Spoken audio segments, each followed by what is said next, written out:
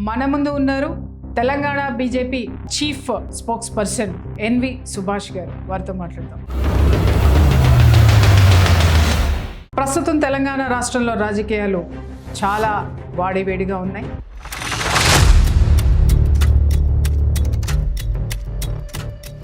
అధికారంలో ఉన్నటువంటి కాంగ్రెస్ ప్రభుత్వము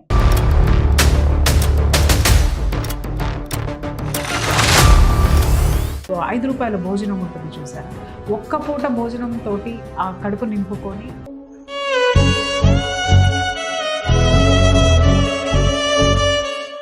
మోదీ గారు ప్రధానమంత్రి అవుతున్నారని చెప్పగానే నరేంద్ర మోదీ సోనియా గాంధీ, ముఖ్యంగా సోనియా గాంధీ కుటుంబం పైన నాకు ఇంకా ద్వేషం పోలేదు.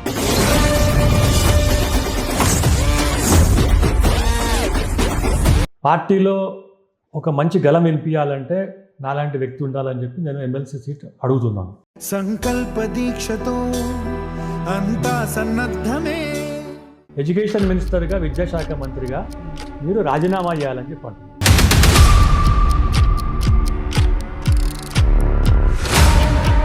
రాహుల్ గాంధీని ప్రధానమంత్రి చేద్దామనే ఒక కళ ఏదైతే ఉందో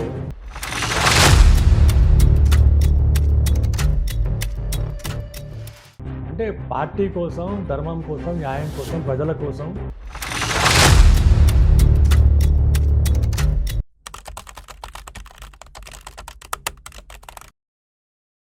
ప్రస్తుతం తెలంగాణ రాజకీయాలు వాడి వేడిగా అధికార ప్రతిపక్షాల మధ్య ప్రచ్ఛన్న పరోక్ష యుద్ధం సాగుతుంది. మై డియర్ ఫ్రెండ్స్, ఈరోజు ఒక ముఖ్య అతిథితోటి ఈ తెలంగాణ రాజకీయాల పట్ల, అలాగే రానున్నటువంటి ఎమ్మెల్సీ ఎలక్షన్స్కి సంబంధించినటువంటి ముఖ్యమైనటువంటి ఒక అభ్యర్థితోటి మన ఇంటర్వ్యూ సాగే ముందు నేను మీ ప్రియా చౌదరి.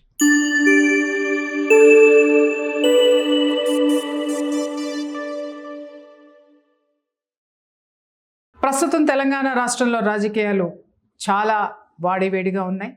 బీజేపీ ప్రభుత్వము, అలాగే అధికారంలో ఉన్నటువంటి కాంగ్రెస్ ప్రభుత్వము పోటాపోటీగా వాళ్ళ యొక్క యుద్ధాన్ని ప్రత్యక్షంగాను పరోక్షంగాను కొనసాగిస్తుంది. చాలా సవాళ్ళు కాంగ్రెస్ ప్రభుత్వం ముందున్నాయి, అలాగే చాలా ప్రశ్నలు బీజేపీ ప్రభుత్వం నుంచి, మనము అధికార పార్టీ నుంచి ఏ విధమైనటువంటి సమాధానాలు తీసుకుంటున్నారనేది తెలుసుకునే ముందు, మై డియర్ ఫ్రెండ్స్, మన ముందు ఉన్నారు Telangana BJP chief spokesperson N V Subhash గారు. వారితో మాట్లాడదాం. సార్ నమస్తే. నమస్తే. సార్, ఫస్ట్ ఒక క్వశ్చన్. మీ తాతగారు పివి నరసింహారావు గారు, మన మాజీ ప్రధానమంత్రి, వారు హార్డ్ కోర్ కాంగ్రెస్, మీరు కూడా కాంగ్రెస్లో ఉన్నటువంటి వ్యక్తి. మీరు ఎందుకు మీ యొక్క డెసిషన్ని చేంజ్ చేసుకొని బీజేపీ వైపుకి రావడానికి ఏంటి కారణం? నమస్కారం అండి.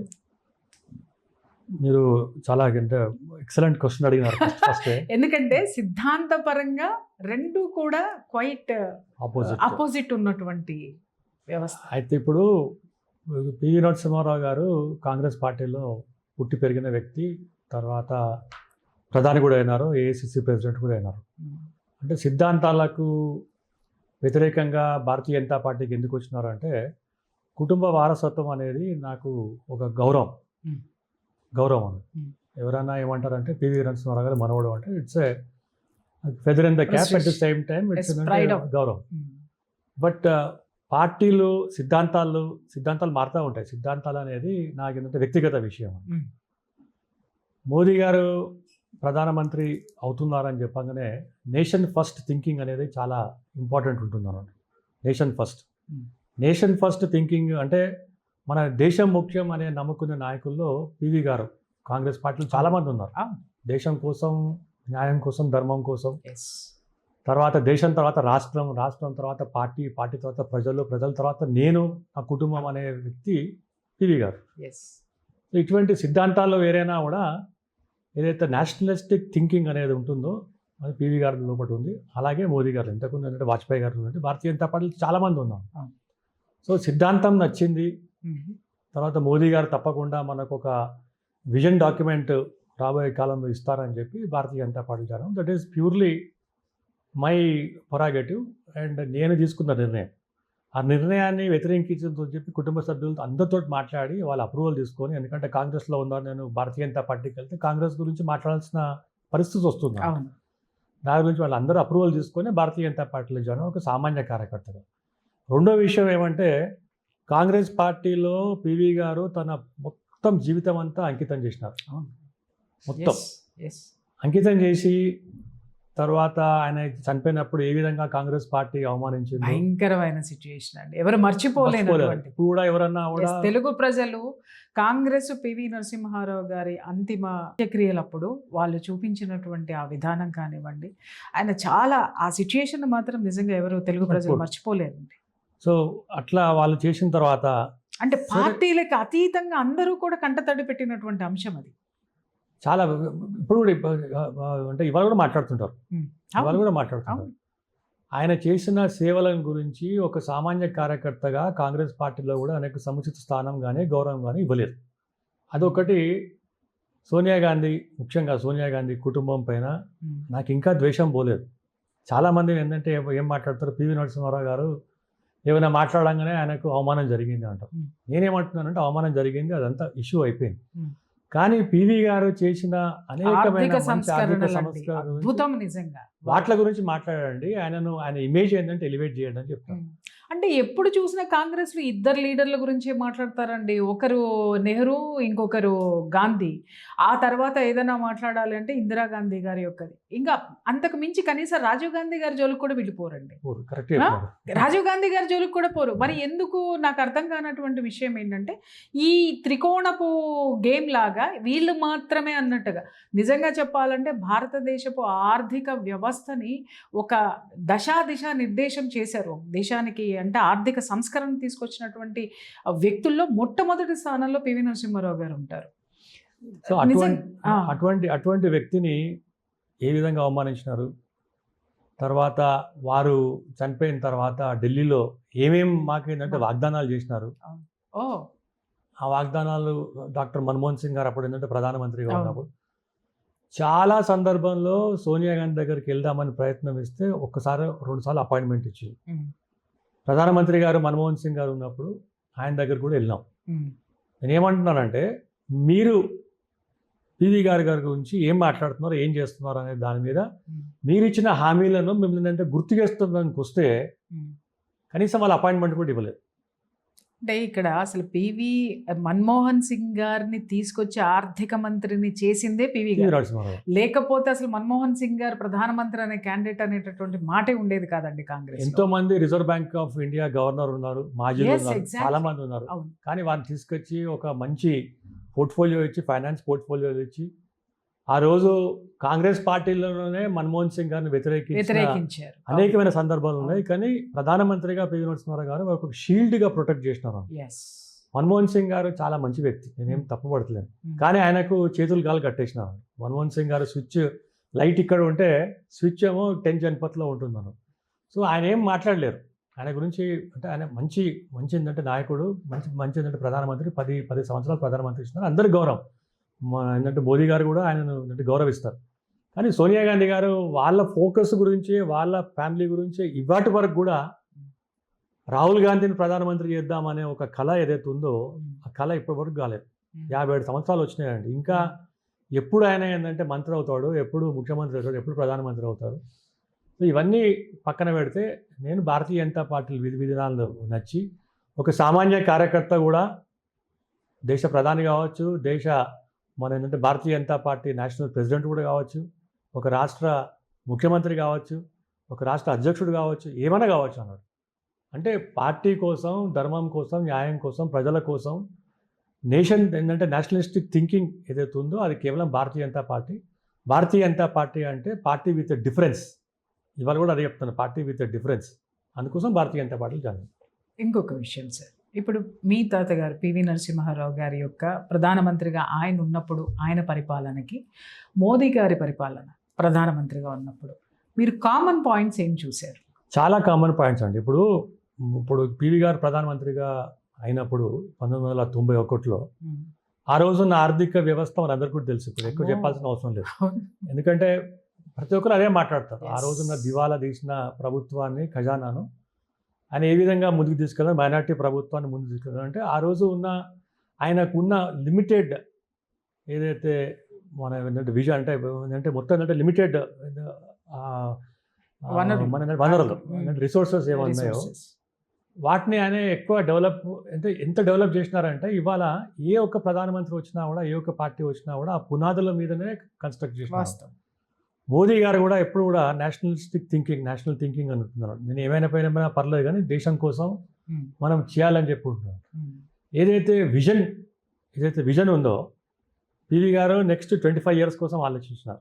మోదీ గారు నెక్స్ట్ 25 years 50 years కోసం ఆలోచిస్తున్నారు. 2047 వికసిత్ భారత్, మన భారతదేశం అంటే 100 years ఆఫ్ ఇండిపెండెన్స్ ఏదైతే సెలబ్రేట్ చేసుకుంటున్నారో దానికి ప్రపంచం లోపట్నే మనం నెంబర్ 1 కావాలని చెప్పి ఏదైతే విజన్ చేస్తున్నారో ఆ ఫౌండేషన్ ఎట్లయితే వేసినారో పివి గారు కూడా 1991లో కూడా ఇదే విజన్. దేశాభ్యుదయానికి. సో రెండిటికి కామన్ పాయింట్స్ ఉన్నారు. రెండు ఏంటంటే కామన్ పాయింట్స్ ఉన్నాయి. ఎప్పుడు చూసినా మనం దేశం కోసం మనం ఎట్లా ఏమైనా డెవలప్ చేయాలనే దాని మీద ఉంటుంది. మోదీ గారు కూడా అదే మాట్లాడుతుంటారు. అంటే డీసెంట్రలైజేషన్ ఏదైతే ఉందో అంటే మీరు ఏ ఒక్క శాఖ ఉన్నా ఏ ఒక్క ఏంటంటే క్యాబినెట్ మినిస్టర్ ఉన్నా ఎవరున్నా కూడా మీరే నిర్ణయాలు తీసుకోండి. అది ఎట్లా నిర్ణయాలు తీసుకున్నా కూడా ఫస్ట్ దేశం కోసం ప్రజల కోసం ఆలోచించాలనే అనే దాని మీద ఇద్దరికి చాలా కామన్ పాయింట్స్ ఉన్నాయి. వాస్తవం. చాలా కామన్ పాయింట్స్ ఉన్నాయి. Yeah. అండ్ విదేశీ విధానాలను కనుక చూస్తే Hmm. పివి గారు అప్పుడు ప్రధానమంత్రి కాకముందు ఫారెన్ అఫైర్స్ మినిస్టర్ ఉండే. లుక్ ఈస్ట్ పాలసీ అన్నారు. Hmm. అందరేమో వెస్ట్ ఏంటంటే కాంగ్రెస్ పార్టీలో చూడండి ఎంత డిఫరెన్స్. Hmm. కాంగ్రెస్ పార్టీ ఎప్పుడు కూడా వెస్ట్ పాలసీ అంటే లుక్ ఈస్ట్ పాలసీ అన్నారు. Hmm. అంటే చైనా రష్యా తోటి మనం అవును. సత్సంబంధాలు పెట్టుకోవాలని చెప్పి. ఇవాళ మోదీ గారు స్వదేశీ అంటే made in India, make in India అంటారు. ఆ రోజు పివి గారు కూడా మీరు ఎప్పుడు కూడా మీరు అంటే దేశంలో ప్రతి ఒక్కరు కూడా మీ కాళ్ళ మీద మీరు ఏంటంటే నిలబడాలి. మీ కాళ్ళ మీద నిలబడాలి. ఎప్పుడు కూడా మనం లుక్ ఈస్ట్తో ఏంటంటే లుక్ వెస్ట్తో చూడొద్దు. మన కాళ్ళ మీద మనం నిలబడాలని చెప్పి ఒక ఆలోచన ఉంటుంది. ఆయన విదేశాలకు పోయినప్పుడు కూడా ఈ యొక్క టెక్నాలజీ తీసుకొస్తే మనకి ఎవరికి ఉపయోగపడుతుంది అనే దాని మీద ఆలోచిస్తుంది. వాళ్ళ మోదీ గారు కూడా సేమ్ అదే పాలసీ పట్టుకుంటున్నారు. అంటే లోకల్ ఫర్ వోకల్ అంటారు అండి. లోకల్ అంటే చిన్న ఒక గ్రామాల్లో కూడా ఎవరైతే ఆర్టిస్టన్స్ ఉన్నారో ఎవరైతే వీవర్స్ ఉన్నారో వాళ్ళు చేసిన కార్యక్రమాలు కానీ వాళ్ళు చేసిన ఒక ప్రొడక్షన్ కానీ ప్రపంచంలో పట్టిన చాట్ ఏంటంటే మొత్తం చాట్ చెప్పాలని చెప్పి వాళ్ళని కూడా మోటివేట్ చేసి ఎలివేట్ చేస్తున్నారు. ఇది ఏంటంటే ఇద్దరికి ఏంటంటే కామన్ పాయింట్స్. ఓకే. ఇప్పుడు ఈ తెలంగాణ బీజేపీ ముఖ్య అధికార ప్రతినిధిగా చాలా విషయాల్లో మీ యొక్క గళం విప్పడం కానివ్వండి, ప్రభుత్వాన్ని ప్రశ్నించడం కానివ్వండి, అలాగే బీజేపీ యొక్క స్టాండ్స్ ఏవైతే ఉన్నాయో వాటిని బలంగా ప్రజల్లోకి తీసుకెళ్లేటటువంటి ప్రయత్నం చేశారు. ఇప్పుడు మీరు ఎమ్మెల్సీ అభ్యర్థిగా, గ్రాడ్యుయేషన్ ఎమ్మెల్సీ అభ్యర్థిగా మీరు నిలబడాలని అనుకుంటున్నారు అనేటటువంటిది మాకు వినిపించినటువంటి విషయం. ఇక్కడ నేను ఒక ప్రశ్న వేస్తాను సార్. మీకే ఓటు ఎందుకు వేయాలి? మీరు ఎమ్మెల్సీ అభ్యర్థిగా నిలబడితే ఈ నిరుద్యోగులు, ఈ గ్రాడ్యుయేట్స్ మీకెందుకు ఓటేయాలి అని అడిగితే ఏం చెప్తారు? ఇప్పుడు ఫస్ట్ నేను ఒక పారాషూట్ లీడర్ని కాదు. 12 సంవత్సరాలు పార్టీలో పనిచేసి ఒక స్థిరంగా ఉన్నా. వేరే పార్టీలకు పోలేదు, వేరే వాళ్ళతో ఎవరితో మాట్లాడు. మనం అధికారం ఉన్నా లేకున్నా మా దగ్గర ఒక ఎమ్మెల్యేలు ఉన్నా కూడా మేము పార్టీని అంటుపట్టుకునే ఉన్నాం. ఎందుకంటే సిద్ధాంతాలు పార్టీ కోసం పనిచేసినాం, సమయం ఇచ్చి పార్టీ కోసం పనిచేసినాం. పనిచేసిన తర్వాత ఈరోజు ఒక మంచి ఆపర్చునిటీ వచ్చింది గ్రాడ్యుయేట్స్ దాంట్లో. ఎందుకంటే నేను చదువుకున్నాను కాబట్టి గ్రాడ్యుయేట్స్ ఎవరైతే ఉన్నారో వారికి ఎటువంటి ఇబ్బందులు ఉంటాయో నాకు తెలుసు. ఎందుకంటే నేను ఇంజనీరింగ్ చేసినప్పుడు కూడా ఇంజనీరింగ్ అయిపోయిన తర్వాత నాకు ఉద్యోగం రావాలంటే ఎంత ఇబ్బంది ఉంటుందో ఆ రోజు ఉన్నదంటే పరిస్థితుల్లో చూస్తుంటాం. అప్పుడు ఇంత ఏంటంటే టెక్నాలజీ లేదు. అప్పుడు మీరు డిగ్రీ టైంలో అప్పుడు నిరుద్యోగ సమస్య ఇంకా విపరీతంగా ఉంది. ప్రైవేట్ సెక్టర్స్ అన్ని లేవు. ఇప్పుడు ఐటీ రంగం వచ్చిన తర్వాత చాలా వరకు కూడా చాలా మంది డెవలప్ అయ్యారు. తర్వాత ఒక బాధ్యత తీసుకున్నా కాబట్టి, ఒక బాధ్యతను కంప్లీట్గా నెరవేర్చిన కాబట్టి, 4 అధ్యక్షుల దగ్గర పనిచేసిన కాబట్టి 4 అధ్యక్షులు నన్ను ఆదరించినారు, పోషించినారు, ఎలివేట్ కూడా చేసినారు. పార్టీలో ఒక మంచి గలం వినిపించాలంటే నాలాంటి వ్యక్తి ఉండాలని చెప్పి నేను ఎమ్మెల్సీ సీట్ అడుగుతున్నాను. చాలామంది అడుగుతున్నారు, దాంట్లో ఏం తప్పేం లేదు. ఎందుకంటే రాజకీయ పార్టీలు వస్తే అందుకే ప్రశ్నించాను సార్, ఎందుకంటే అందరూ అడుగుతున్నారు, దానిలో మీరు కూడా ఉన్నారు, కాబట్టి మీకెందుకు ఓటేయాలి అనేటటువంటిది ఒక స్పష్టత. ఇప్పుడు కంపారిటివ్ స్టేట్మెంట్ చేయాలండి. ఇప్పుడు కూడా నేను ఒకటే చెప్తుంటాను, కంపారిటివ్ స్టేట్మెంట్ చేయాలి. లెజిస్లేటివ్ కౌన్సిల్ అనేది ఒక ఇంటలెక్చువల్ దాంట్లో ఉంటుందండి. రాజ్యాంగంలో పెద్దల సభ ఉంటుంది. పెద్దల సభ ఎందుకు పెట్టినారో అప్పుడు అంబేద్కర్ గారు రాసిన ఒక కాన్స్టిట్యూషన్ ప్రకారం అక్కడ రాజ్యసభ, ఇక్కడ లెజిస్లేటివ్ కౌన్సిల్. అంటే రెండు ప్యారలల్గా నడవాల్సిన అవసరం ఉన్నది. మనకి ఏమవుతుంది ఇప్పుడు, ముఖ్యంగా కాంగ్రెస్ పార్టీ, బీఆర్ఎస్ పార్టీలో ఉన్న వ్యక్తులు ఒక అంటే రిహాబిలిటేషన్ సెంటర్గా లెజిస్లేటివ్ రాజకీయ పునరావాస రిహాబిలిటేషన్ సెంటర్గా, సరే ఏం లేదు కదా అలా తీసుకుపోయి అలా పెట్టు, గవర్నర్స్ కోటా అని ఇదని పెట్టి అంటే అక్కడ వాయిస్ వస్తలేదు అన్నారు. వాస్తవం సార్, మీరు అన్నట్టుగా నిజంగా అది పెద్దల సభ, అంటే మేధావులు ఉన్నటువంటి సభ. దాని నుంచి చాలా ఏదైతే చట్టం చేయవలసినటువంటి అంశాలు ఏవైతే అసెంబ్లీకి వస్తాయో దాన్ని పునఃసమీక్షించడానికి ఇక్కడ ఒక బ్రెయిన్ వర్క్ చేస్తుంది. అటువంటి సభని మీరు అన్నట్టుగా రాజకీయ పునరావాస కేంద్రం కింద మార్చినటువంటి ఈ పార్టీలను చూస్తుంటే నిజంగా ఒక్కొక్క క్షణం మాలాంటి జర్నలిస్టులు కూడా చాలా బాధాకరమైనటువంటి అంశాలండి. ఎందుకంటే అర్హత లేనటువంటి వాళ్ళని తీసుకొని వచ్చి మీరు అన్నట్టుగా గవర్నర్ కోటాను లేకపోతే దీంట్లో మనం చూసాము, ఈ గ్రాడ్యుయేషన్ ఎమ్మెల్సీలను కూడా చూసాం. వాళ్ళు ఏదైనా మాట్లాడతారేమో అక్కడ లెజిస్లేటివ్ కౌన్సిల్లో అని చూస్తే, అది తప్ప మిగిలినవన్నీ మాట్లాడుతూ ఉంటారు. అంటే నిరుద్యోగులు ఎందుకు ఓటు వేశారు, గ్రాడ్యుయేట్స్ వాళ్ళకున్నటువంటి సమస్యలు ఏమిటి అనేటటువంటి దాన్ని పూర్తిగా దాన్ని విస్మరించేశారు అనేటటువంటిది మాత్రం సుస్పష్టం సార్. ఇదే కోణంలో నేను మిమ్మల్ని అడుగుతున్న ప్రశ్న, ఇవాళ నిజం చెప్పాలంటే అశోక్ నగర్ వెళ్ళామనంటే ఎంతోమంది నిరుద్యోగులను చూస్తాం సార్. బీఆర్ఎస్ ప్రభుత్వము పరిపాలనలోకి వచ్చిందే నీళ్లు, నిధులు, నియామకాలు. ఆ నియామకాల అంశంలో ఎన్ని అవినీతులు జరిగినాయి అనేటటువంటిది మీకు తెలియనటువంటి అంశం కాదు. అక్కడ పేపర్ లీకేజ్ కానివ్వండి, గ్రూప్ 1 పేపర్ లీకేజ్ కానివ్వండి, తర్వాత అలాగే నియామకాల్లో తర్వాత వచ్చినటువంటి నియామకాల్లో ఎన్ని అవినీతి పరమైనటువంటి ఇవి వచ్చినాయో మనం చూసాం. అక్కడ కూడా బీఆర్ఎస్ ఫెయిల్యూర్ అయింది. ఆ ఫెయిల్యూర్ అయినటువంటి అంశాన్ని ఇప్పుడున్నటువంటి కాంగ్రెస్ ప్రభుత్వంలో ఉన్నటువంటి ముఖ్యమంత్రి అయినటువంటి రేవంత్ రెడ్డి గారు మళ్ళీ అదే అంశాన్ని తీసుకున్నారు. ఆ అంశాన్ని తీసుకొని 2 లక్షల ఉద్యోగాలు ఇస్తాం, అంతకుముందు బీఆర్ఎస్ ప్రభుత్వం 4 లక్షల ఉద్యోగాలు ఇస్తామన్నారు, ఫెయిల్యూర్ అయ్యారు. ఆ తర్వాత కాంగ్రెస్ గవర్నమెంట్ వచ్చిన తర్వాత 2 లక్షల ఉద్యోగాలు ఇస్తాను, అలాగే జాబ్ క్యాలెండర్ రిలీజ్ చేస్తాను అనేటటువంటి ప్రామిసులతోటి ఆయన ముఖ్యమంత్రి అవటం అనేటటువంటిది జరిగింది. ముఖ్యమంత్రి అయ్యేటప్పుడు ఆయన ఇచ్చినటువంటి వాగ్దానం అది 2 సంవత్సరాలైనా ఇంతవరకు కూడా అది జరగలేదు. మనం చూస్తున్నాం, రోజు చూస్తున్నాం. నిన్న మొన్న కూడా రామచంద్రరావు గారు కూడా, మీరు బీజేపీ ప్రతినిధులందరూ కూడా యాజిటేషన్ చేయటం జరిగింది. ఈ నిరుద్యోగ గ్రాడ్యుయేషన్ వీటన్నిటిలో వస్తున్నటువంటి అవకతవకలు కానివ్వండి, వీటన్నిటి మీద కూడా ఇప్పుడున్నటువంటి సిచ్యుయేషన్స్లో ఈ యొక్క సమస్యల్ని మీరు ఏ విధంగా కౌన్సిల్కి తీసుకెళ్తారు? ఇప్పుడు మన మండలిలో అంటే బీజేపీ స్టాండ్ ఏంటి? ఇప్పుడు మండలిలో చూస్తే ఒకటి చాలా వాక్యూమ్ ఉందండి అక్కడ. వాస్తవం సార్, వాక్యూమ్ ఉంది, అసలు మాట్లాడేటోళ్ళు ఎవరు లేరు. అవును, అదేదో ప్రోటోకాల్ దాని మీద ఉన్నట్టు పోవుడు వచ్చుడు, తర్వాత ఒక గంట 2 గంటలు ఏదో ఒకళ్ళిద్దరు వాయిస్ మాత్రమే మనకి కనిపిస్తుంది సార్. ఎవరంటే అటు ఆవిడ ఎమ్మెల్సీ కవిత గారిది మాట్లాడితే ఆవిడది వినిపిస్తుంది, తిన్మార్ మల్లన్న లాంటి వాళ్ళు మాట్లాడేది, అంటే వీళ్ళు ఫెమిలియర్ పర్సన్స్ కాబట్టి అంటే వీళ్ళు మాత్రమే ఉన్నారా అనేటటువంటి డౌట్ కూడా వస్తుంది. ఇప్పుడు ఇంతమంది కౌన్సిల్ మెంబర్స్ ఉన్నప్పుడు మీరు అన్నట్టు కనీసం ఒక్కరు కూడా మాట్లాడలేదు. ఒక్కరు మాట్లాడితే ఏంటంటే వాయిదా అని చెప్పేసి. ఈ కౌన్సిల్లో నాలాంటి వాళ్ళు అక్కడికి రావాలని చెప్పి చాలామంది కూడా వెయిట్ చేస్తున్నారు. ఎందుకంటే ఇప్పుడు నాకు వేరే ఏంటంటే అంబిషన్ ఏం లేదు. బిజినెస్లో సెటిల్ అయినాను, ఫ్యామిలీలో సెటిల్ అయినా, ఎవ్రీథింగ్ ఈజ్. నేను పార్టీ కోసం పనిచేస్తున్నాను, ఏంటంటే ప్రజల కోసం పనిచేస్తున్నాను. సో ఇప్పుడు నాకు 100% ఇక్కడ టికెట్ రావాలి, టికెట్ వచ్చిన తర్వాత ఏంటంటే గెలవాలి అనేది చాలా క్లియర్గా ఉన్నాను. ఎందుకంటే ప్రజల సమస్యల గురించి, ముఖ్యంగా నిరుద్యోగుల సమస్యల గురించి ఎవరైతే గ్రాడ్యుయేషన్ చేసినారో వాళ్ళు ఇవాళ ఏ విధంగా అంటే ఇబ్బంది పడుతున్నారో వాళ్ళ ఏంటంటే తరఫున ఎమ్మెల్సీగా నేను 100% ప్రశ్నించే ఒక గొంతు ఉండాలని చెప్పి నేను అడుగుతున్నాను. అది కాకుండా మనం చూస్తున్నాం ఇవాళ ఎంత బ్రెయిన్ డ్రైన్ అవుతుంది చూడండి. వాళ్ళ చదువుకుంటున్నారు, వాళ్ళు చదువుకున్న దానికి ప్లస్ వాళ్ళు చేసేదానికి సంబంధమే లేదు. స్కిల్స్ లేవు సార్, స్కిల్స్ ఉన్నటువంటి ఎడ్యుకేషన్ లేదు. అలాగే మీరు అన్నటువంటిది ఈ సమస్య కూడా చాలా. ఇప్పుడు అది ఏంటంటే ఎవరిది ఏంటంటే రెస్పాన్సిబుల్ అండి.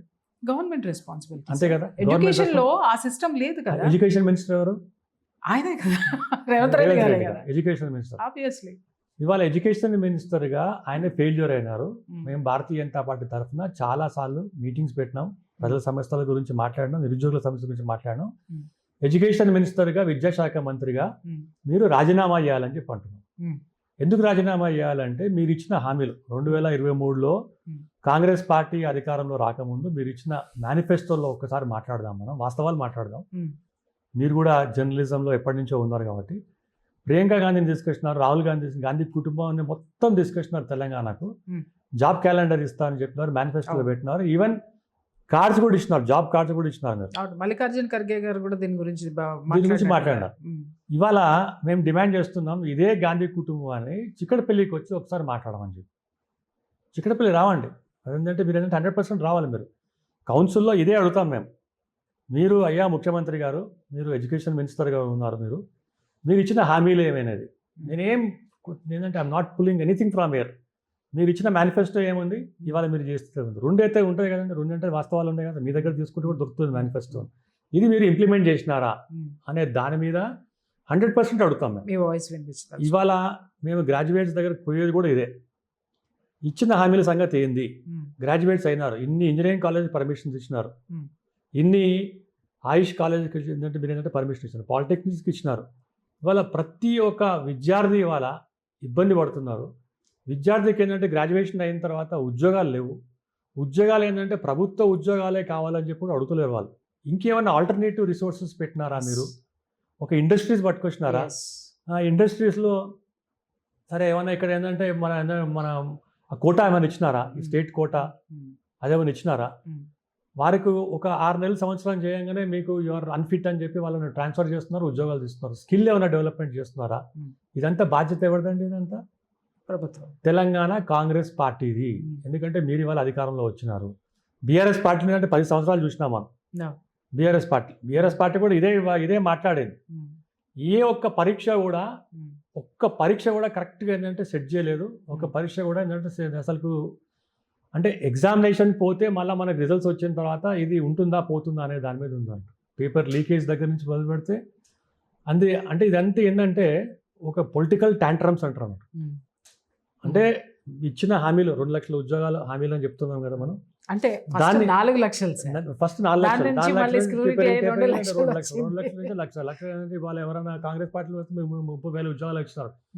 30,000 ఉద్యోగాలు అంటే ఎవరికి ఇచ్చినారండి మీరు? అదేంటంటే దట్ ఈస్ మ్యాండేటరీ కావాలి. పోలీస్ దాంట్లో ఏంటంటే వ్యాక్యూమ్ ఉంది, అక్కడ ఏంటంటే అక్కడ ఉన్నాయి కాబట్టి ఇస్తున్నారు. బట్ ఉద్యోగాలు మీరు ఏంటంటే రిసోర్సెస్ ఏమైనా డెవలప్మెంట్ చేసినారా? రిసోర్స్ ఏం డెవలప్ చేసినారు? ఏం చేసినారు మీరు? 30 నెలలు అవుతుంది కదా, ఇప్పటి వరకు ఏం చేసినారు చెప్పండి ఒక్కసారి. ఒక్క మాట కూడా చెప్పారు. నేను ఏమంటున్నాను, మీరు అధికారంలో రాకముందు ఏం మాట్లాడినారు?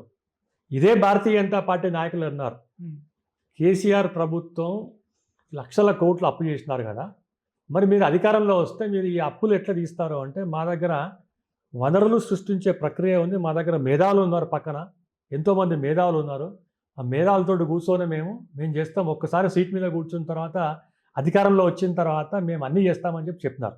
ఎవరు చెప్పినారు ఇదంతా? రేవంత్ రెడ్డి గారు పిసిసి ప్రెసిడెంట్గా కూర్చున్న తర్వాత ఏమంటున్నారు? లంక బిందెలు ఉన్నాయి అనుకున్నాం, లంక బిందెలు లేవు, బిందెలు ఉన్నాయి, బిందెలు లేవు, బిందెలు కూడా ఎత్తుకపోయినారు అని చెప్పి ఇవాళ అన్ని కొత్త అంటే మాట్లాడుతున్నారు. దీని డైవర్షన్ పాలిటిక్స్ చేస్తున్నారు అన్నట్టు. ఇదే ప్రశ్న లెజిస్లేటివ్ కౌన్సిల్లో మండలిలో ఎవరైనా అడిగినారా? ఎవరు అడగలేదు. భారతీయ జనతా పార్టీ అబ్జెక్ట్ అడుగుతాడు, 100% అడుగుతారు, ముక్కు పట్టుకొని అడుగుతారు. మీరు చేసింది ఏంటిది? మీరు ఇచ్చిన హామీలు ఏంది? మీకు ఎందుకు 30 నెలల నుంచి మీకు వచ్చిన ఇబ్బందులు ఏంది అనే దాని మీద మేము 100% అడుగుతాం. అందుకోసం ఏంటంటే భారతీయ జనతా పార్టీ అభ్యర్థి 100% ఇక్కడ అక్కడ ఖమ్మం దగ్గర, ఖమ్మం, నల్గొండ అండ్ వరంగల్ దగ్గర గెలవాలి, హైదరాబాద్, రంగారెడ్డి అండ్ మహబూబ్ దగ్గర నుంచి గెలవాలి. ఇవాళ ప్రజలు కూడా ఇవాళ ప్రతి ఒక్కరు కూడా ఆల్టర్నేటివ్ ఏముందంటే వాళ్ళ భారతీయ జనతా పార్టీకి చూస్తున్నారు. 10 సంవత్సరాలు బీఆర్ఎస్ పార్టీకి అధికారంలో ఇచ్చినారు. ఏం చేసినారంటే చిన్న పిల్లలను మీరు ఏంటంటే గ్రామాల్లో అడుగుతుందంటే వాళ్ళ కుటుంబం బాగుపడ్డది అని చెప్తున్నారు. దంచుకునుడు, దోచుకునుడు. ఇవాళ కవిత ఎందుకు వచ్చిందంటే బయటికి? వాటాలు సరిగా పంచలేదు, నాకు వాటా రాలేదు. మళ్ళీ నిరుద్యోగ మళ్ళీ సమస్యతోటే బయటకు మళ్ళీ వచ్చింది సార్. మళ్ళీ ఏంటంటే బేరం కుదరలేదు అదే. అని చెప్పి ఆవిడ బయటకు అంటే వచ్చింది. ఆవిడ కూడా మళ్ళీ నిరుద్యోగ సమస్యతోటే బయటకు వచ్చారు. సరే నిరుద్యోగ ఆహా, అక్కడ ఉద్యోగం పోయింది ఉద్యోగాలు కదా. లేదు, ఉద్యోగాలు లేదు అక్కడ. టీఆర్ఎస్ లో ఉద్యోగం పోయింది ఉద్యోగాలు కాబట్టి లేదు. మళ్ళీ ఇక్కడ మళ్ళీ మా వాళ్ళే ఏంటంటే ఉండండి, ఒకటే ఫ్యామిలీలా ఇంత కొట్లాట అంటే ఎవరి కోసం ఓటేసినారండి? 10 కుటుంబ సంవత్సరాలకి ఎవరు వేసినారు? కాంగ్రెస్ పార్టీని చూస్తున్నాం. రేవంత్ రెడ్డి గారు ఏం చేస్తున్నారు? సేమ్ అదే. వాళ్ళు ఏంటంటే కుటుంబం కాకుండా తమ్ముళ్ళు అన్నలు వాళ్ళ కుటుంబంలో ఉన్న పెద్దలందరికీ, కాంగ్రెస్ పార్టీలో ఉన్న మెయిన్ లీడర్లకి అందరికీ వాళ్ళకే కదా మీరు ఇచ్చేది. తెలంగాణ ప్రజలు, తెలంగాణ నిరుద్యోగులు ఇవాళ మీరు ఇచ్చిన హామీ ఏంటిది? మీరు ఇవాళ ఏంటంటే చేసిన దానికి ఏంటిది? అందుకోసం భారతీయ జనతా పార్టీ రావాల్సిన ఆవశ్యకత. 10 సంవత్సరాలు బీఆర్ఎస్ పార్టీకి అవకాశం ఇచ్చినారు, 3 సంవత్సరాలు ఇవాళ కాంగ్రెస్ పార్టీకి అవసరం ఏంటంటే అవకాశం ఇచ్చినారు. భారతీయ జనతా పార్టీకి ఒక్క అవకాశం ఇవ్వండి, తప్పకుండా భారతీయ జనతా పార్టీ ఏ విధంగా పొరుగు రాష్ట్రాల్లో డెవలప్ చేసినారో, ఏ విధంగా మరి సమస్యలన్నిటికీ ఏంటంటే పరిష్కారం ఇచ్చినారో, ఏ విధంగా ట్రాన్స్పరెన్సీ అకౌంటబిలిటీ తీసుకొచ్చినారో ఇది మేము నిరూపిస్తాం. ఇంకొక సమస్య ఉంది, కాంగ్రెస్ పార్టీకి బీఆర్ఎస్ పార్టీకి ఒక సమస్య ఉంది అన్నాడు. భారతీయ జనతా పార్టీ అధికారంలో వస్తే వీళ్ళు వదిలిపెట్టరు. వీళ్ళు గుజరాత్లో, హర్యానాలో, మధ్యప్రదేశ్లో, తర్వాత ఢిల్లీలో బార్ బార్ బీజేపీ సర్కార్ అని చెప్పి వస్తున్నారు. అందుకోసం వీళ్ళు ఇద్దరు ఏంటంటే లాస్ట్ మినిట్ ఇద్దరు ఒకటే అవుతారు. మనం అక్కడున్నా ఇక్కడున్నా ఒకటే, ఏ పార్టీలో ఉన్నా వాడు ఒకటే, కానీ మనమే ఉండాలి, అక్కడున్నా మనం ఇక్కడ ఉండాలంటే రాత్రి వాళ్ళు డెవలప్ అయిందంటే ఒకటే అయిపోయి ఇవాళ ఎమ్మెల్సీ ఎలక్షన్స్లో కూడా వాళ్ళు ఇద్దరు ఒకటే అవుతారు. కానీ భారతీయ జనతా పార్టీ ఒకటే చెప్తుంది. ఇవాళ మోసం ఎంతమంది చేస్తుంటే ప్రాక్టికల్గా చూస్తున్నారు కదండి. ఇంతకన్నా ఏంటంటే ప్రాక్టికల్గా మీకు ఏం కావాలి చెప్పండి ఒకసారి. ఇంతకుముందే వాళ్ళు చెప్తున్నారు 22A కొత్త సమస్యలు. అరే ఇదేం సమస్యలు అండి అసలు? ఒక్క సమస్య గురించి మాట్లాడుతుంటే ఇంకొక సమస్య పట్టుకొస్తారు, ఇంకో సమస్య గురించి ఇంకో సమస్య పట్టుకొస్తారు. ఇప్పుడు బీఆర్ఎస్ ప్రభుత్వంలో నీళ్లు అనేటటువంటి ప్రాజెక్ట్స్ మీదే ఎక్కువ విపరీతమైనటువంటి దోపిడీ జరిగింది సార్. ఇప్పుడు కాంగ్రెస్ ప్రభుత్వంలో రేవంత్ రెడ్డి ఉన్నటువంటి ముఖ్యమంత్రిగా ఉన్నటువంటి ఈ కాంగ్రెస్ ప్రభుత్వంలో రియల్ ఎస్టేట్ మీద భయంకరమైనటువంటి దోపిడీ జరుగుతుంది. అంటే అక్కడ ఒక సెక్టర్, ఇక్కడ ఇంకొక సెక్టర్ నడుస్తుంది. ఈ రెండిటిని సమీకరించుకొని మీరు ఏ విధంగా దీన్ని జనాలకి అసలు ఈ ఇష్యూని బలంగా తీసుకెళ్లేటటువంటి ప్రయత్నం మీకు చేసేది ఏమైనా ఉందా? ఎందుకంటే ఒక అధికార ప్రతినిధిగా మీరు ఉన్నారు, చాలాసార్లు చాలా విషయాల్లో మీ గళం విప్పారు. ఈ 2 విషయాల్లో కూడా మీరు చూస్తే కనుక అక్కడ భారీ అవినీతి, అక్కడ ఉన్నటువంటి ప్రాజెక్ట్స్ ఏవైతే ఉన్నాయో ప్రాజెక్ట్స్ కాళేశ్వరం కానివ్వండి, తర్వాత మిగిలిన ఇష్యూస్ అన్ని భగీరథ మిషన్ భగీరథ కానివ్వండి, వీటన్నిటిలో కూడా కొన్ని వేల కోట్ల రూపాయల అవినీతి జరిగింది. అలాగే ఇక్కడ చూస్తే రియల్ ఎస్టేట్ వెర్షన్ ఉంది. ఇంత పెద్ద భయంకరమైనటువంటి అవినీతి జరిగినటువంటి ఈ 2 పార్టీల్ని బీజేపీ ఎలా ఎదుర్కోబోతుంది సార్? ఇప్పుడు అదే అంటున్నాను, 2 పార్టీలు చూసినారు, 2 పార్టీలు ఏ విధంగా దోచుకున్నది, దంచుకున్నది ఇవన్నీ చూడండి. ఇవాళ భారతీయ జనతా పార్టీ వేరే రాష్ట్రాల్లో ఎట్లా డెవలప్ అయింది. ఇప్పుడు ఆంధ్రప్రదేశ్ చూడండి, ఆంధ్రప్రదేశ్లో చాలా ఇబ్బందికరమైన సిచ్యువేషన్ ఉంటుండే. వాళ్ళు చాలామంది రియల్ ఎస్టేట్స్ ఎవరైతే ఉన్నారో ఇన్వెస్ట్మెంట్ చేస్తూ వాళ్ళు ఆంధ్రప్రదేశ్కి వెళ్తున్నారు. నిన్న ఒక ఎస్టిమేషన్ ఒకటి ఇస్తే పోయిన 6 నెలల నుంచి ఆల్మోస్ట్ ఒక 20,000 కోట్లు. ఎందుకంటే అక్కడ స్థిరమైన ప్రభుత్వం ఉంది, అక్కడ ఎన్డీఏ ప్రభుత్వం ఉంది. అక్కడ అమరావతి అనే ఒక ఇష్యూను ఎప్పుడు కూడా వేరే ప్రభుత్వం ఏమొచ్చినా కూడా, వేరే పార్టీ అధికారంలో వచ్చినా కూడా ఒక లెజిస్లేషన్ తీసుకొస్తున్నారు పార్లమెంట్లో. అది నాయకత్వం రకం అంటే అక్కడ ఇవాళ ఏంటంటే ఏంటంటే భరోసా ఇచ్చినారు ఇవాళ. అలాగే మనం ఏంటంటే తెలంగాణలో మనకు అన్ని డెవలప్మెంట్ అయినాయి కదా. మనకు తెలంగాణలో మొత్తం డెవలప్మెంట్ అయింది. ఆంధ్రప్రదేశ్ తోటి కంపేర్ చేస్తే తెలంగాణలో, హైదరాబాద్లో ఎప్పుడో డెవలప్మెంట్ అయింది. ఇంత మంచి డెవలప్మెంట్ను సర్వనాశనం చేసింది ఎవరు అంటే కాంగ్రెస్ పార్టీ. కాంగ్రెస్ పార్టీ ఎందుకు చేసింది? ఇవాళ ఎవరు వచ్చినా కూడా ఏమొచ్చినా కూడా రియల్ ఎస్టేట్, ఇక్కడ భూముల ధరలు చాలా ఎక్కువ ఉంటుంది, ఇన్ఫ్రాస్ట్రక్చర్ ఆల్రెడీ డెవలప్ అయిపోతుంది, వెస్టర్న్ హైదరాబాద్లో మనం ఇన్వెస్ట్మెంట్ చేయాలని చెప్పి ఏదో ఒక రకంగా ఇవాళ డబ్బులు సంపాదించే ఒక ప్రక్రియను కేసీఆర్ గారు నేర్పినారు.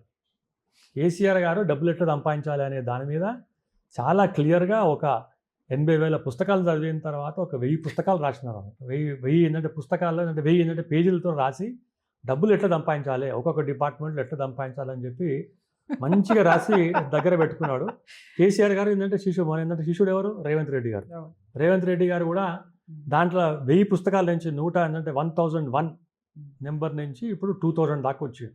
అంటే ఇదే రేవంత్ రెడ్డి గారు నేను ఆర్ఎస్ఎస్ నుంచి వచ్చాను అనేది కూడా చెప్తున్నారు కదా సార్. సార్ మేడం ఆయన ఆర్ఎస్ఎస్లో కనుక ఉంటే, బీజేపీలో ఉంటే, ఆ బీజేపీ స్కూల్లో ఉంటే ఇవాళ చాలా బాగుంటుండే. స్కూల్ డ్రాప్ అవుట్ అయ్యింది కాబట్టి ఇవాళ అది కాంగ్రెస్ లో పాస్ అయ్యారు అంటారా? ఇప్పుడు కాంగ్రెస్ పోయిండు, తర్వాత ఇప్పుడు టీడీపీ పోయిండు, తర్వాత బీఆర్ఎస్ పోయిండు, తర్వాత అన్ని పార్టీలు తిరిగి వాళ్ళు వచ్చిన్నారు. ఆయనకు అంటే ఆయనకి ఏంటంటే ఇప్పుడు కుర్చీ important, chair is important. Me party మా పార్టీ అని లేదు, ఏ పార్టీ అయినా పర్లేదు, కుర్చీ ఉండదు. ఇప్పుడు 2034 దాకా నేనే ఏంటంటే ముఖ్యమంత్రి ఉంటాను. ఆయనకైనా సెల్ఫ్ డిక్లరేషన్. అంటే బీజేపీ కానివ్వండి, బీఆర్ఎస్ కానివ్వండి, ఆయనకు అంత భరోసా ఇచ్చిందేమో సార్. ఎందుకంటే మీరు గట్టిగా ప్రయత్నించి పోటీ ఇవ్వట్లేదేమో, అందుకే అంత కాన్ఫిడెంట్ గా చెప్పారేమో ఆయన. బీజేపీ ఎప్పుడు కూడా ఏంటంటే భరోసా అయ్యారు. బీజేపీలో సిద్ధాంతాలు ఎట్లుంటాయి అంటే, ఎవరైనా ప్రజాప్రతినిధి ఉంటే, వేరే పార్టీలు ఉంటే, మా పార్టీ సిద్ధాంతాలు కనుక నచ్చి కనుక రావాలనుకుంటే ఫస్ట్ రాజీనామా చేయండి, ఆ తర్వాత రండి, ఒక సామాన్య కార్యకర్తగా మీరు ఇక్కడ రండి, ఆ తర్వాత పార్టీ నిర్ణయిస్తుందని చెప్తారు. నేను అంటున్నాను సార్, బీజేపీ గట్టి పోటీ ఇవ్వట్లేదేమో, అందుకని ఎవరు బీఆర్ఎస్ బీజేపీ నాకు పోటీ కాదు అనుకుంటున్నారేమో, బీజేపీ నాకు పోటీ కాదు అనేది ఆయన డిక్లేర్ అయిపోయి చేసేసుకున్నారేమో కదా. ఇప్పుడు పోటీ మేము ఏంటంటే జస్ట్ ఇవ్వలేదని చెప్పి మీరు అసలు ఎట్లా అంటారు చెప్పండి ఒకటి. ఆబ్వియస్లీ సార్, ఇప్పుడు మన టీచర్స్ ఎమ్మెల్సీ హైదరాబాద్లో ఎవరు గెలిచినారు? బీజేపీ గెలిచింది. గ్రాడ్యుయేట్స్ ఎమ్మెల్సీ కరీంనగర్ తర్వాత మన పోటీ చేస్తే గ్రాడ్యుయేట్స్ గెలిచింది, టీచర్స్ గెలిచింది. గ్రాడ్యుయేట్స్ ఎమ్మెల్సీ ఎవరు ఉండేనంటే ఏంటంటే ఖాతాలు ఉండే కాంగ్రెస్ పార్టీ ఖాతాలు. మేమే కదా గెలిచినాం, అబ్సల్యూట్ మెజారిటీ గెలిచినాం కదా. ఫస్ట్ దాంట్లోనే మేము ఏంటంటే బయటపడ్డాం కదా. తర్వాత సర్పంచ్ ఎలక్షన్స్లో మాకు మంచి మెజారిటీ వచ్చింది కదా. మున్సిపల్ చైర్మన్స్ మాకు వచ్చింది కదా. కాంగ్రెస్ బీఆర్ఎస్ రెండు కలిపే ఏంటంటే మమ్మల్ని అడ్డుకోవడానికి వాళ్ళు రాత్రి ములాఖాత్ అయ్యి చైర్మన్ పొజిషన్ తీసుకున్నారు. ఇవాళ వాళ్ళిద్దరికి ఏకైక లక్ష్యం ఒకటే, బీజేపీని రానియద్దు. బీజేపీని రాణిస్తే ఒక్కసారి అధికారంలో వస్తే కనీసం 6 టర్మ్లు 2034 కాదు 2048 దాకా మేమే ఉంటామని చెప్పి వాళ్ళకి చాలా క్లియర్గా తెలుసు కదా. ఎందుకంటే వాళ్ళు కూడా పక్క రాష్ట్రాలు చూసినప్పుడు గుజరాత్లో నేను చెప్పినట్టు ఇంతకు అందుకోసం ఏంటంటే వాళ్ళకు చాలా క్లియర్గా ఉంది. వాళ్ళ భారతీయ జనతా పార్టీ అనేది ఒక ఫోర్మిడబుల్ ఫోర్స్ అన్నమాట తెలంగాణలో.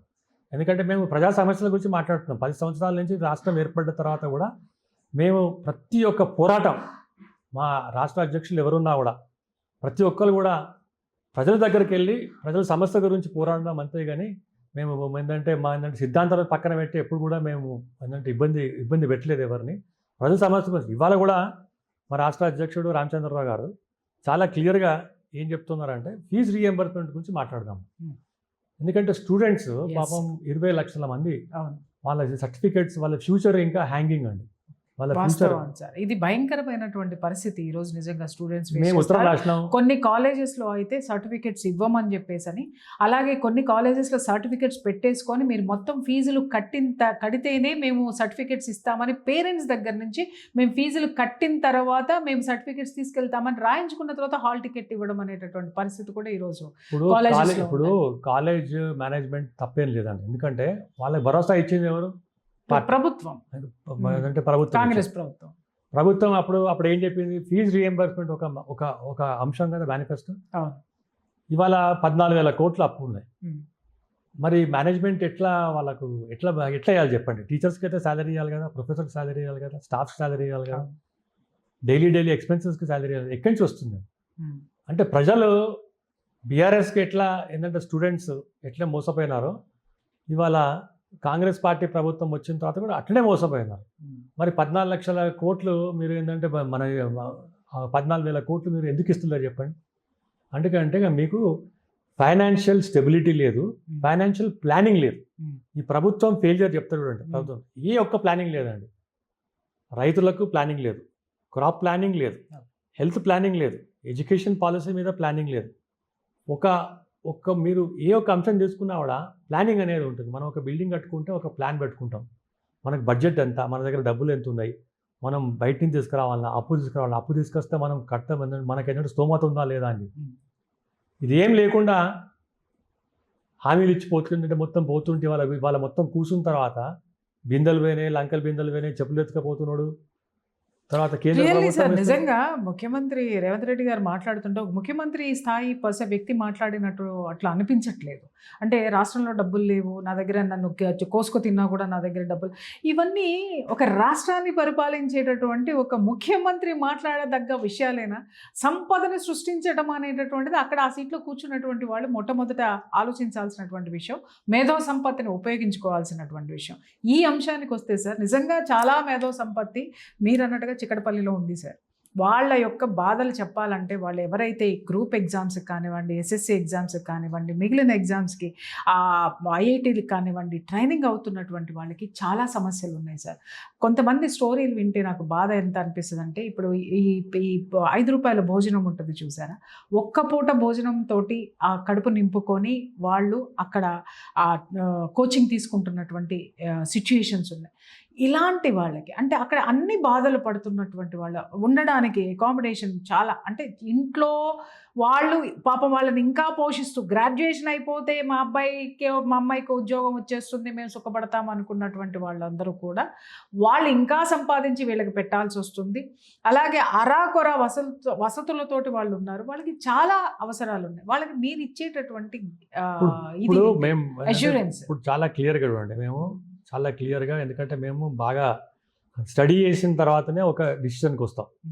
జనరల్గా మేము ఏమైనా ఒక హామీ ఇవ్వాలనుకుంటే పార్టీలో చర్చిస్తారు అన్నమాట. రాష్ట్ర అధ్యక్షుడి దగ్గర నుంచి ప్రధాన కార్యదర్శి దగ్గర నుంచి అందరినీ, ఆఫీస్ బేరర్స్ ఉన్నారు అందరినీ కూడా మేము మొత్తం చర్చిస్తాం. మేము తర్వాత డిస్ట్రిక్ట్ ప్రెసిడెంట్స్, ఇన్ఛార్జెస్ వాళ్ళకు కూడా ఒపీనియన్ తీసుకుంటాం.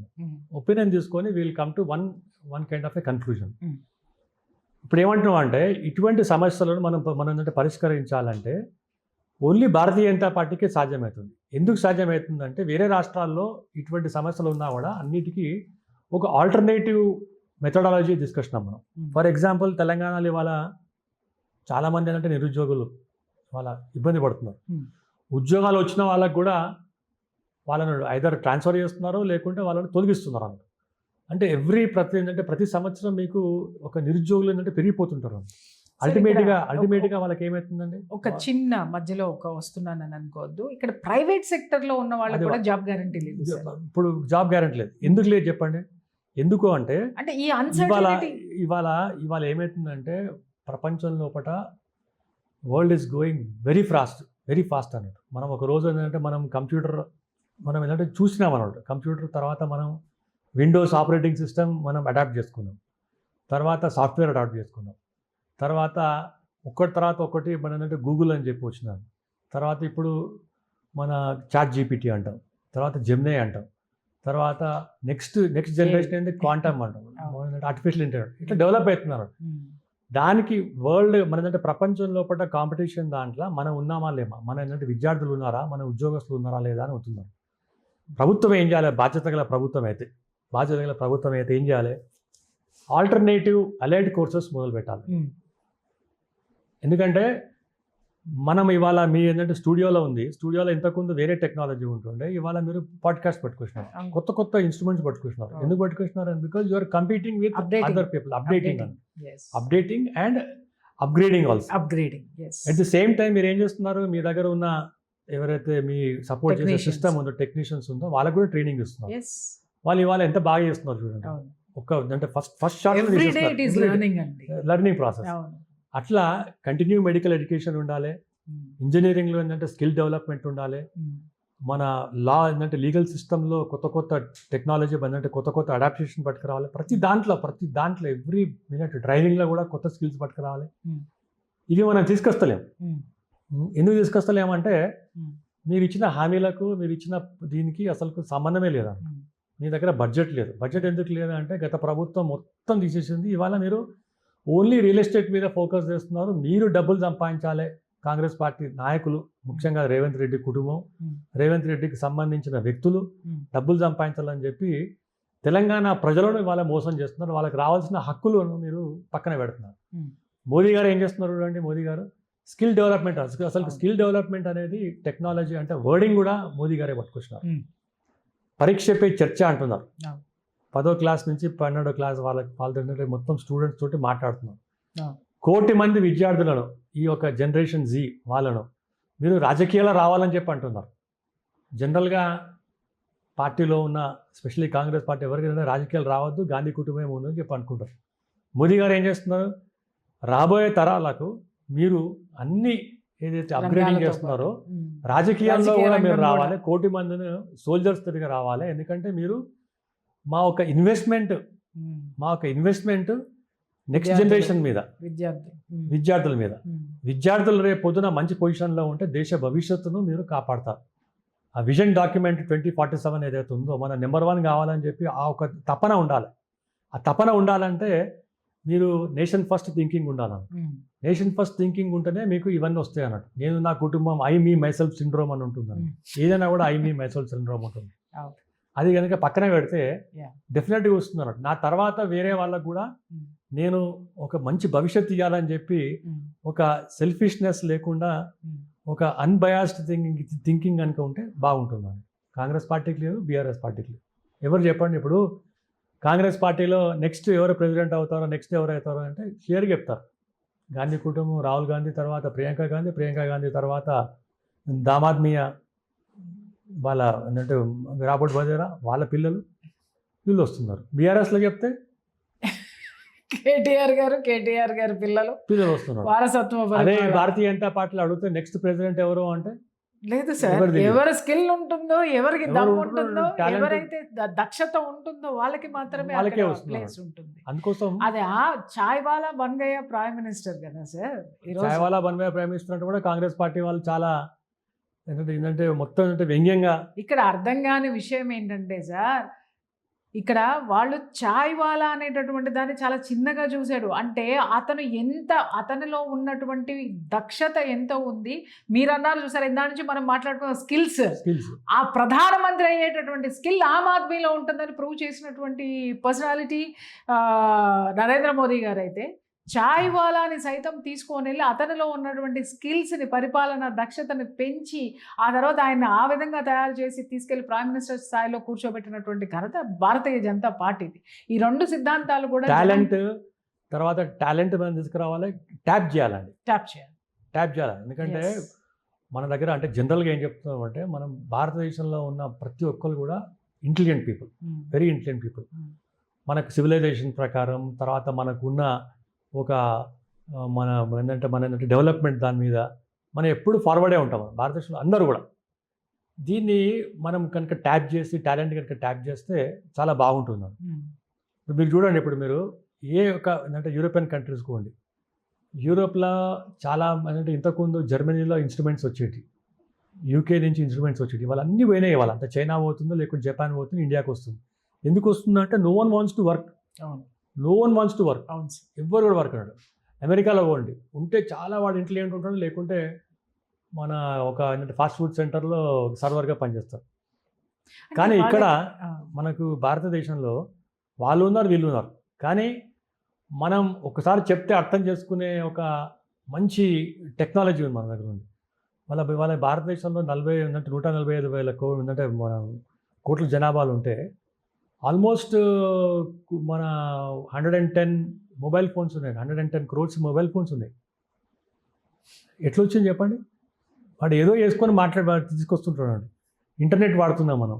అంటే అడాప్టబిలిటీ ఏదైతే ఉందో, అడాప్టబిలిటీ మనం ఇమీడియట్గా మనం అంటే అడ్జస్ట్ అయిపోతాం. వేరే ఈజీగా అడాప్ట్ చేసుకోవడం అనేటువంటిది మన భారతీయులకు ఉన్నటువంటి ఇది సార్. అందుకే అంబేద్కర్ గారు కూడా బంగ్లాదేశ్ రమ్మనమంటే ఎందుకు వెళ్ళలేదు, మనం హిందువులతోటి కలిసి ఉంటేనే, అంటే మనం కలుపుకుపోతాం, అలాగే మనం అడాప్ట్ చేసుకోగలుగుతాం. ఒక మేధో సంపత్తి ఎంత ఉందో అలాగే మేధో మదనం కూడా ఇక్కడ ఉంది. దాన్ని అడాప్ట్ చేసుకోవడం అనేటటువంటిది మిగిలిన రెండు పార్టీలు విస్మరించాయి. నిజంగా బీజేపీ ఇవాళ అది ప్రూవ్ చేస్తుంది. ఆఖరిసారిగా ఒక ప్రశ్న అడుగుతాను సార్. ఎమ్మెల్సీగా, గ్రాడ్యుయేషన్ ఎమ్మెల్సీగా అభ్యర్థిగా మీరు ఉన్నారు, మీకెందుకు ఓటేయాలి అని అడిగితే మీరు తేజస్వి మీడియా ద్వారా ఆ గ్రాడ్యుయేట్స్కి ఏమిస్తారు? నేను ఇప్పుడు చూడండి, ప్రాక్టికల్గా మాట్లాడుతున్నాను. ఇంతకుముందు చెప్పినట్టు గ్రాడ్యుయేట్స్ అంటే ఇప్పుడు ఓన్లీ ఏంటంటే గవర్నమెంట్ జాబ్స్ మీద, ప్రభుత్వ జాబ్ మీద డిపెండ్ కాకుండా మీ లోపల ఉన్న టాలెంట్ అందరినీ ట్యాప్ చేసి తప్పకుండా మీకు ప్రైవేట్ సెక్టర్లో కూడా ఒక మంచి అవకాశాలు ఇచ్చే బాధ్యత మాది. సెకండ్ థింగ్ ఏమంటే, మీరు ఎప్పుడు కూడా నేను ఒకళ్ళ దగ్గర పనిచేయాలని చెప్పి ఎందుకు అనుకుంటున్నాను? అంటే you don't want to become an employee, you should become an employer. Employer చాలా మంది ఇదే చెప్తుంటారు. అంటే ఈ రెండిటికి కూడా చాలా మందికి తేడా తెలియదు సార్. ఎంప్లాయీకి ఎంప్లాయర్కి మీరు ఫస్ట్ ఏమంటున్నారు అంటే వీళ్ళకి ఇచ్చే భరోసా అంటే ఎమ్మెల్సీగా నేను ఏమంటున్నాను ఫస్ట్ భరోసా ఏమంటున్నాను అంటే ఒక 2-3 years ఏంటంటే ఎక్స్పీరియన్స్ కోసం ఏంటంటే పనిచేయండి. బట్ మీలో అందరి లోపల టాలెంట్ ఉంది. కొత్త టెక్నాలజీ అడాప్టబిలిటీ తీసుకోండి, స్కిల్ డెవలప్మెంట్ చేసుకోండి, కొత్త పద్ధతులు ఏంటంటే అవలంబించండి. చాలా ఏంటంటే మనకు ఉన్న ఇవాళ స్కై ఇస్ ద లిమిట్. మన ఏంటంటే తెలంగాణలో మనకున్న సిచ్యువేషన్ ఎట్లుందంటే we have access to everything. అదన్నీ మొత్తం ఏంటంటే మనం కలిసి ఏంటంటే మొత్తం ట్యాప్ చేద్దాం. Sky is the limit. ఇది కాకుండా మీరు ఒక 1000 మందికి మీరు ఉద్యోగాలు ఇచ్చే ఒక మంచి అవకాశాన్ని కూడా మీరు ఎంటర్‌ప్రెన్యూర్‌గా డెవలప్ చేయాలి. అది నా ఒక ఏంటంటే తపన. నేను ఏంటంటే చిన్నప్పుడు ఇట్లనే జాబ్ కోసం పోతే నాకు ఒక ఏంటంటే పెద్ద అని చెప్పిండు, నువ్వు చాలా బాగా నీ దగ్గర ఏంటంటే టెక్నికల్గా బాగుంది నీ దగ్గర, బట్ నా దగ్గర నువ్వు 3 ఏళ్ళకైనా పని చేయవు అని చెప్పిండు. అమెరికాలో 3 ఏళ్ళకైనా పని చేయవు నువ్వు ఏంటంటే వెళ్ళిపోతావు అంటే 6 months లోపల వెళ్ళిపోయింది. నేనే ఏంటంటే కొత్త ఏంటంటే ఆఫీస్ పెట్టుకొని ఒక ఇండస్ట్రీ పెట్టుకొని డెవలప్ చేసుకున్నాను. అట్లా చాలా మంది దగ్గర ఉంది self existence and self reliant. ఇది రెండోది ఏంటంటే కౌన్సిల్గా నన్ను ఎందుకు ఎన్నుకోమంటున్నానంటే చాలామంది ఏం చేస్తారు, కౌన్సిల్లో మాట్లాడతారు వెళ్ళిపోతారు, తర్వాత దానికి పర్సువేషన్ ఉండదు. బట్ నేను ఐఎమ్ ఏ గో గెటర్. ఒక పనికి పెట్టుకున్నానంటే అదే పని మీద కూర్చుంటాను. కౌన్సిల్లో మాట్లాడి ఏదైతే అంశాలు ఉన్నాయో ప్రభుత్వం దగ్గర ఎక్కడ ఉందో, ఎక్కడ లోపాలు ఉన్నాయి, అది ఎక్కడ ఆగిపోయింది అనేది కంటిన్యూస్ పర్సుయేషన్ 24/7 పనిచేస్తాను. ఇంకోటి ఎప్పుడు నేను ఏంటంటే ఒక ఆయనకి ఏంటంటే ఫోన్ చేసినాను, అదేంటి అబ్బా ఏంటంటే 5 గంటలకే ఫోన్ చేస్తున్నావు అంటే నీకు నాకు డిఫరెన్స్ ఏంటంటే నువ్వు అప్పుడే తెల్లారిందా అంటావు, నేనేమో ఎప్పుడెప్పుడు తెల్లారుతుందో ఎప్పుడెప్పుడు ఉదయం అవుతుందో అని చెప్పి నాకు ఏంటంటే జస్ట్ వెయిటింగ్. అంత మెలకుగా ఉంటారు మీరు. అంత మెలకుగా ఉంటాను. 12 గంటలకు 1 గంటలకు పండుకొని 4 గంటలకు లేస్తాను, 2 గంటలకు పట్టుకున్నాను, ఎప్పుడు తెల్లారుతుందా ఎప్పుడు మాట్లాడదాం అనేది ఒక స్పిరిట్. తర్వాత ఒక ఏంటంటే తపన. మీరు అందరూ డెవలప్ కాండి.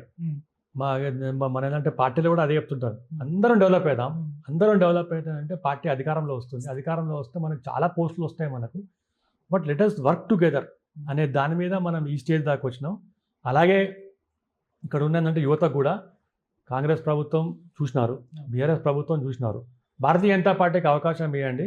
ఇంతకుముందు రామచంద్రరావు గారు ఆయన ఎమ్మెల్సీగా ఉన్నారు. మీరు చూడండి ఒకసారి రికార్డ్స్ చూడండి, ఆయన ఎన్నిసార్లు మాట్లాడినారు చూడండి. చాలా ఎవ్రీడే హిందీలో మాట్లాడారు, ఇంగ్లీష్లో మాట్లాడారు, తెలుగులో ఆయన గళం అద్భుతంగా. ఆయన సమస్యల మీద ఎక్కువ మాట్లాడినటువంటి ఎమ్మెల్సీ సార్ ఆయన. సమస్యల మీద, నిరుద్యోగుల సమస్య. ఇప్పుడున్న బీఆర్ఎస్ వాళ్ళు ఏంటంటే గెలిచినారండి, ఒక్కసారి మాట్లాడినారా? ఏంటంటే వాస్తవాలు మాట్లాడుతున్నారు. నేను చెప్తున్నాను కదా సార్, ఎమ్మెల్సీ పెద్దల సభలో మాట్లాడితే ముగ్గురితో చూపిస్తారు కదా, ఫెమిలియర్ పర్సనాలిటీస్, వారసత్వాలు ఎవరున్నాయో, లేకపోతే వాయిస్ ఎవరిదైతే ఉందో ఒక 2-3 తప్ప మిగిలిన వాళ్ళు ఎవరో మేధావులుగా కనపడరా, లేకపోతే ఆ మేధావులు మాట్లాడరు. ఇది ఎమ్మెల్సీ అనేది, పెద్దల సభ అనేది, దాంట్లో మనం గలం ఇప్పాలి, పర్సువేషన్ చేయాలి, ఒక ఇష్యూని పట్టుకొని ఏంటంటే సొల్యూషన్స్ తీసుకురావాలి. సొల్యూషన్ దగ్గర ఏంటంటే గవర్నమెంట్ దగ్గర పోవాలి. మన ఈగో ప్రాబ్లమ్స్ అన్ని పక్కన పెట్టుకొని మన లెవెల్ కూడా తక్కువ చేసుకొని పోయి మాట్లాడి ప్రజలకు ఇచ్చిన హామీలను మనం ఏంటంటే 100% నెరవేర్చాలి. అంతేగాని మీ మైసెల్ఫ్ సిండ్రోమ్ అనేది అంటే పక్కన పెట్టేసి అన్ని రాష్ట్రాలు అభివృద్ధి చెందుతుంది, భారతదేశం అభివృద్ధి చెందుతుంది. భారతదేశం అభివృద్ధి చెందాలంటే మీలాంటి వాళ్ళు, మాలాంటి వాళ్ళు, యువతులు అందరూ నడుము కొడితే మనం 2047 మోదీ గారు ఏదైతే కలలు కంటున్నారో 100 years ఆఫ్ ఇండిపెండెన్స్ ఇండియాలో మనం నెంబర్ 1గా ఉండాలి. ఒక్క నెంబర్ 1 అన్నిట్లో ఉండాలన్నాడు, ప్రతి దాంట్లో ఉండాలి. ప్రతి దాంట్లో India is number 1, Bharat is number 1 అనే దాని మీద మనం భారత్ మాతాను మనం గౌరవించాలి, మనం పూజించాలి, ఆశీర్వాదం తీసుకోవాలనేది నా ఒక ఉద్దేశం. అందుకోసం భారతీయ జనతా పార్టీ జరిగింది. అందుకోసం నేను ఎమ్మెల్సీగా తప్పకుండా ఏంటంటే పోటీ చేసి ఇందులో గెలవాలని చెప్పి ఒక ఏంటంటే మొత్తం తపనతో ఈ యొక్క యువత ఎవరైతే ఉన్నారో తెలంగాణలో వాళ్ళ టాలెంట్ని ట్యాప్ చేసి స్కిల్ డెవలప్మెంట్లో పెట్టి వాళ్ళని కూడా ఏంటంటే ఒక మంచి దేశ పౌరులుగా ఉండాలి. ఇవాళ ఏంటంటే నిరుద్యోగులు ఏంటంటే వాళ్ళు ఏంటంటే ఇబ్బంది గైడ్ చేయాల్సిన అవసరం, గైడ్ చేయాలి. వాళ్ళు ఏంటంటే చాలా కంప్లీట్గా డైవర్ట్ అవుతున్నారు. ఎందుకు డైవర్ట్ అవుతున్నారు? వాళ్ళకి సరైన అవకాశాలు లేక, మాట్లాడేవాడు లేక Hmm. ఎవరో ఏంటంటే ప్రోటోకాల్ మెయింటైన్ చేసి ఎమ్మెల్సీ కావడు, లేకుంటే పొలిటికల్ రిహాబిలిటేషన్ సెంటర్గా ఎమ్మెల్సీ కావడు, అది వద్దు. Hmm. You should be competitive, you should be asking questions. ఇదే ప్రజలు నన్ను కూడా అడగాలి. Hmm. మీరు ఏంటంటే మీరు పెద్ద పెద్ద మాటలు మాట్లాడినారు కదా, మరి ఇవాళ ఏం చేస్తున్నారు అంటే I should be answerable to them. ఇక మీ వల్ల ఏంటంటే మీతోటే నేను ఏంటంటే డెవలప్ అయినాను, మీరు కూడా మీకు ఏంటంటే అడ్వాంటేజ్ తీసుకొచ్చినాను, ప్రభుత్వం తరఫున మీకు తీసుకొచ్చినాను, ప్రైవేట్ సెక్టర్లో కూడా మనం టైట్ చేసి ఉద్యోగ అవకాశాలు కల్పించాలని చెప్పి నా ఒక తపన. మీరు అన్న ఒక మాట నాకు బాగా నచ్చింది సార్. నేను ఏదైతే సభలో ఒకవేళ గెలిచి నేను పెద్దల సభకి వెళితే సమస్యల మీద మాట్లాడడమే కాదు, అది ఇంప్లిమెంట్ అయ్యేంత వరకు కూడా నేను అవి ఎక్కడెక్కడ ఉన్నాయో ఆ సోర్సెస్ని తీసుకొచ్చి ప్రభుత్వం ముందు ఉంచి వాటిని ఇంప్లిమెంట్ చేసేంత వరకు కూడా నేను నిలబడతాను అని అన్నారు చూసారా. అది నిజంగా హ్యాట్స్ ఆఫ్ సార్ మీకు, నిజంగా చాలా అద్భుతమైనటువంటి విషయం. మై డియర్ ఫ్రెండ్స్, నిజంగా గ్రాడ్యుయేట్స్ ఎవరైతే ఉన్నారో వాళ్ళ సమస్యలకి ఒక గొంతుక అవసరం ఉంది చట్టసభల్లో వినిపించడానికి. వీ హోప్ నిజంగా మన సుభాష్ గారు కనుక ఎమ్మెల్సీ అభ్యర్థిగా అడుగు పెట్టాలని చెప్పేసి అని మనస్ఫూర్తిగా తేజస్వి మీడియా నుంచి మేము కోరుకుంటున్నాం. అలాగే గ్రాడ్యుయేట్స్ ఎవరైతే ఉన్నారో వీ హోప్ మీ అందరి తరపు నుంచి ఒక మంచి వాయిస్, ఒక ఎడ్యుకేటెడ్ పర్సన్, అలాగే ఎవరిలో అయితే ఆ తపన ఉంటుందో అలాంటి వాళ్ళు అసెంబ్లీలో ఆ విధాన సభలో ఉండడం అనేటటువంటిది కూడా చాలా అవసరం ఉన్నది. కాబట్టి భవిష్యత్తు ఆశాజనకమైనటువంటి అంశాలతోటి ముందుకు తీసుకెళ్లేటటువంటి వ్యక్తులు మనకు ఎంతో అవసరం ఉంది. సార్ నిజంగా మా ఇంటర్వ్యూకి వచ్చారు, చాలా మంచి విషయాలు చెప్పారు. ఇంకా మీతో చాలా విషయాలు డిస్కస్ చేసేది ఉంది. నెక్స్ట్ తప్పకుండా మేము మళ్ళీ ఇంకా చాలా అంశాలు, ఎందుకంటే భవిష్యత్తులో బీజేపీ పార్టీని మీరు ఎలా ముందుకు తీసుకెళ్తున్నారు, అసలు ఈ పార్టీ తరపు నుంచి మీ వాయిస్ ఏంటి అనేటటువంటి అంశాలను మళ్ళీ మేము మీతో చర్చిస్తాం. Thank you so much. Thank you.